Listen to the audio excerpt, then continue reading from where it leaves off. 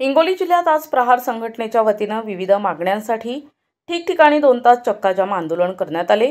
शेतकऱ्यांची संपूर्ण कर्जमाफी, दिव्यांगांच्या मानधनात वाढ तसेच मेंढपाळ आणि मच्छीमारांच्या विविध प्रलंबित मागण्यांसाठी प्रहार अध्यक्ष बच्चू कडू यांनी राज्यव्यापी आंदोलनाची हाक दिली होती।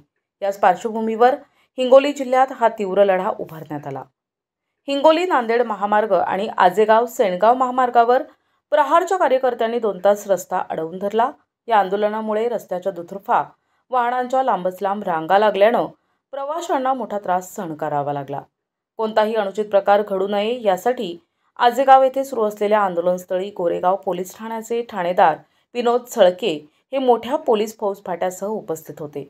या चक्काजाम आंदोलनात प्रहार संघटनेचे पदाधिकारी, शेतकरी, दिव्यांग बांधव आणि इतर संघटनांचे कार्यकर्ते मोठ्या संख्येने सहभागी झाले होते, ज्यांनी आंदोलनाला पाठिंबा दर्शविला।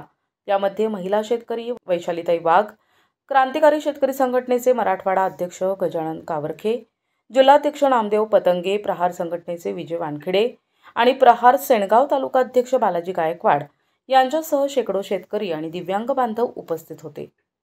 आपल्या मागण्या पूर्ण न झाल्यास यापेक्षाही अधिक तीव्र आंदोलन करण्याचा खणखणीत इशारा यावेळी आंदोलकांनी दिला।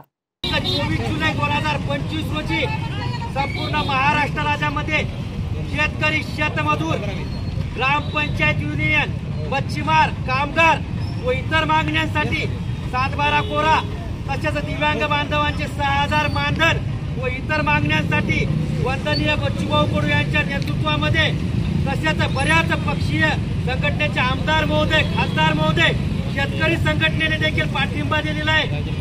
त्या अनुषंगाने आज दिनांक 24 जुलै 2025 रोजी चक्काजाम आंदोलन हिंगोली जिल्ह्यामध्ये खडकाळी बायपास येथे करण्यात आलेले आहे। सर्व शेतकरी बांधवांना किंवा पोलीस प्रशासनाला तसेच वाहनधारकांना विनंती आहे की आपल्या देशाचा बळीराजा। प्रतिनिधी फारुख शेख, NTV न्यूज मराठी, हिंगोली।